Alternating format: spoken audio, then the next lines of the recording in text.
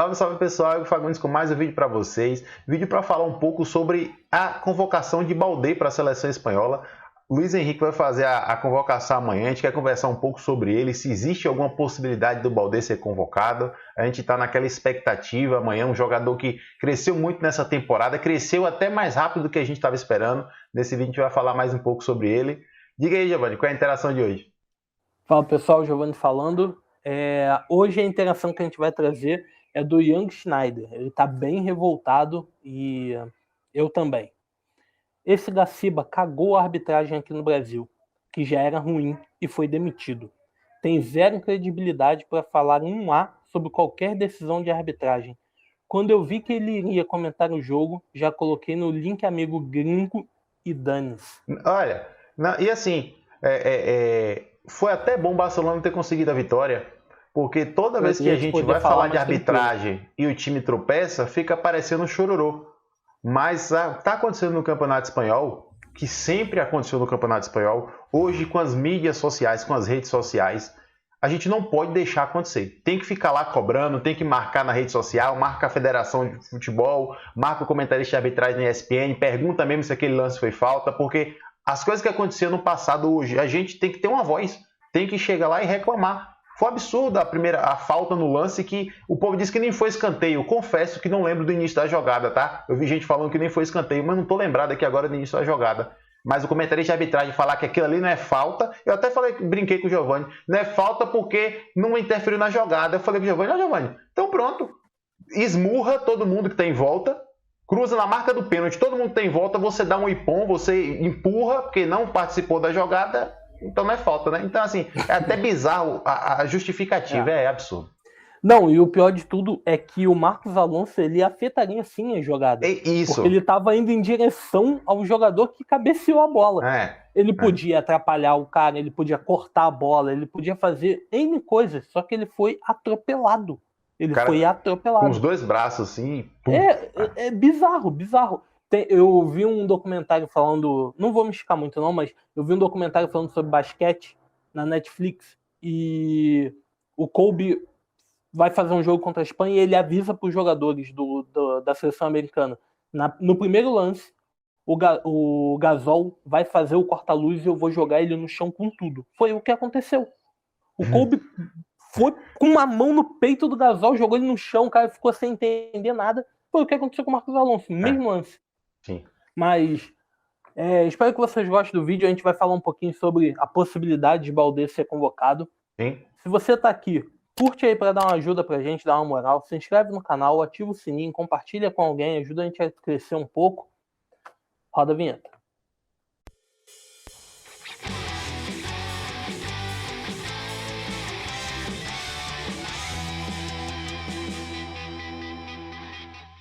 Pessoal, antes da gente falar mais de Baldé, que é o assunto mais importante desse vídeo, parabenizar Lewandowski aqui ontem, que ontem teve uma cerimônia, né, de entrega da chuteira de ouro. Ele ganhou e até Puyol que entregou o troféu para ele, né, Giovanni? Então, parabéns pro Levo aí, que sim, a maioria dos gols dele é da temporada passada, né, isso tudo e tal, mas a gente tá vendo o nível desse cara aí e é o nosso principal goleador. A gente espera que Leva dure aí fazendo esses gols aí até por no mínimo aí uns 2 anos, 3 anos em alto nível, né, Giovanni? O contrato é que seja ali em alto nível. O Lewandowski era promessa de gol e ele tá entregando. Ele tá entregando, o cara tá com um número de gols muito alto já para a quantidade de jogos, não teve tanto tempo para se adaptar ali, os primeiros jogos parecia um pouco nervoso, mas depois que fez o primeiro ele deu uma relaxada. E a gente conta com ele pelo menos mais 1, 2 anos em bom nível.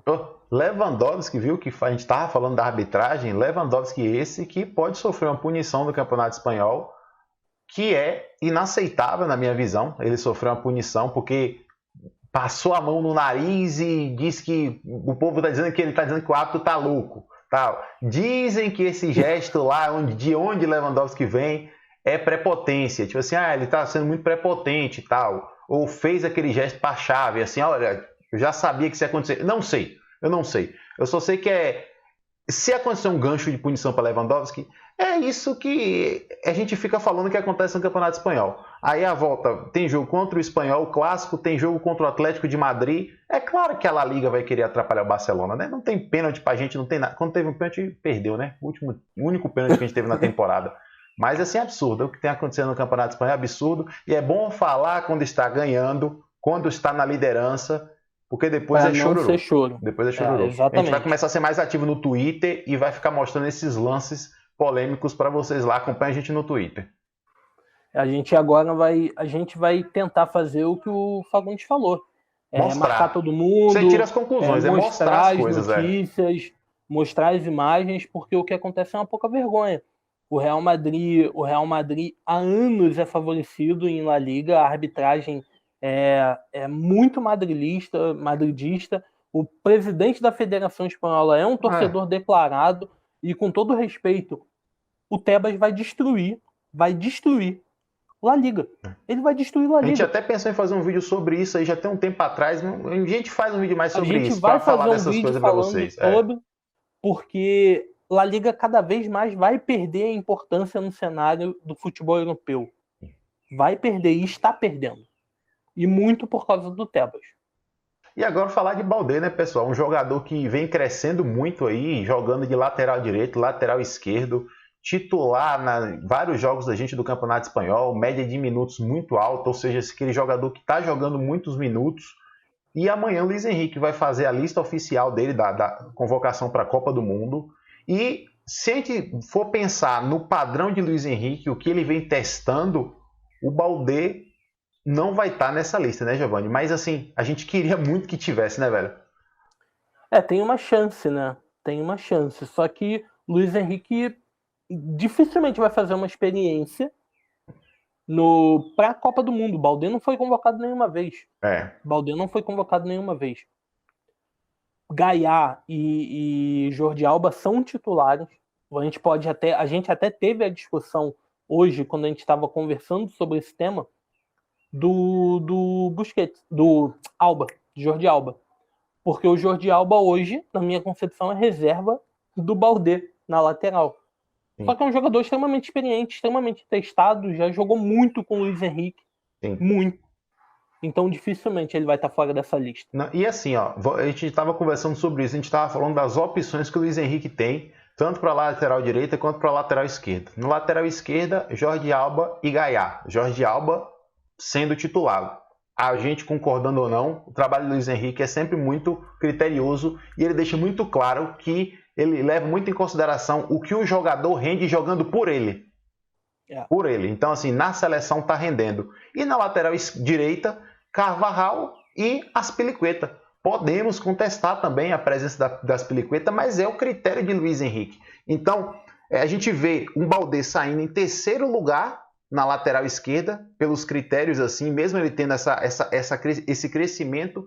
E na lateral direita, o Luiz Henrique confia muito nos dois jogadores que tá lá, e Baldé seria para jogar improvisado também. Então a situação dele é muito delicada, né, velho? Eu sinceramente acho que a única chance dele ser convocado seria para reserva da lateral direita. Porque o Azpilicueta já tem uma certa idade, é aquilo. Consegue entregar? Entrega sim, só que ele na real é um zagueiro que joga meio que improvisado, apesar de ter jogado muito tempo como um ala no Chelsea lá, mas era uma defesa com 3, ele não tinha tanta obrigação de ataque, era uma situação um pouco mais voltada para ele poder jogar confortável ali. Sim. Então a única chance do Baldé ser convocado é para essa vaga de reserva do lateral direito. E assim, se for convocado, vai ser, para mim, espetacular. Para mim vai ser espetacular. Seria excelente para ele. E assim, se a gente for pegar os números de Azpilicueta, 10 jogos de Premier League, 6 como titular, 4 como reserva, 5 jogos de Liga dos Campeões, 3 como titular, 2 como reserva. Então, assim, também não é aquele cara indispensável ali do Chelsea que também está jogando todos os minutos. E Tanto Baldé, que tava para vir pro Barcelona, né? E Baldé já assim, os 12 jogos de Baldé da La Liga, Baldé foi titular nos 12, tem 3 assistências. É muito novo, o Luiz Henrique não testou, mas seria coroar uma primeira parte de campeonato muito interessante para dar experiência para um jogador jovem, mais um jogador jovem em ascensão meteórica, né, velho? Sim, eu acho que seria interessante demais, porque pensando na próxima Copa. Na próxima Copa você não vai ter Azpilicueta, não vai ter, e não vai ter Jordi Alba. Sim. Então são duas opções que só vão estar ali para essa. Eu acho que você levar o Baldé para ele pegar a experiência, se ambientar, talvez jogar alguns minutos, mas sem muito compromisso num jogo, por exemplo, lá contra o Japão, já classificado, que é a última rodada da fase de grupos. Sim. Pode ser interessante para você projetar a próxima Copa, o próximo trabalho. O problema é a gente não sabe realmente se vai ter vaga, porque seria no lugar das Peliqueta. E tem um negócio, viu, Giovanni, que eu nem falei contigo, mas eu tinha escrito aqui para falar, acabei passando o olho aqui. Marcos Alonso, gente.